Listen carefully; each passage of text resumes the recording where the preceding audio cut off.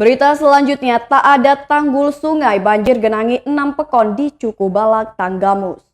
Banjir yang menggenangi 6 pekon di Kecamatan Cukubalak, Tanggamus sudah mulai surut.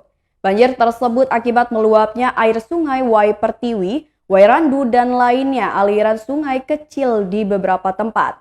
Banjir terjadi sejak Sabtu 25 Desember 2021 sore hingga Minggu 26 Desember 2021 dini hari.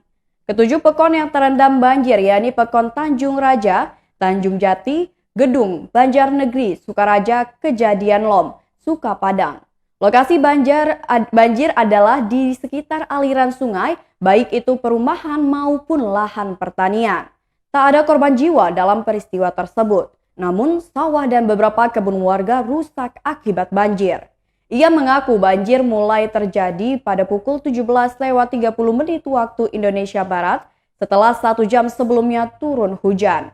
Air di beberapa sungai langsung meluap dan menggenangi semuanya. Ketinggian air bervariasi yakni antara 50 cm sampai 1,5 meter. Dan saat banjir sebagian besar warga yang rumahnya terendam mengungsi. Kini warga sudah kembali ke rumahnya masing-masing dan membersihkan material yang terbawa air. Menurut Samsia, warga Pekon Tanjung Jati, banjir mulai terjadi menjelang maghrib. Mulanya ketinggian air hanya selutut dan ia pun mengungsi ke rumah anaknya. Selanjutnya ia bersama cucunya mengungsi ke rumah salah satu anaknya. Ketika sampai di tempat aman, air langsung menggenangi rumahnya setinggi 1 meter lebih.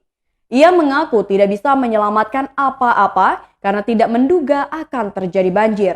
Seluruh barang di dalam rumahnya basah. Air baru surut menjelang subuh. Ia mengaku baru kali ini banjir besar terjadi.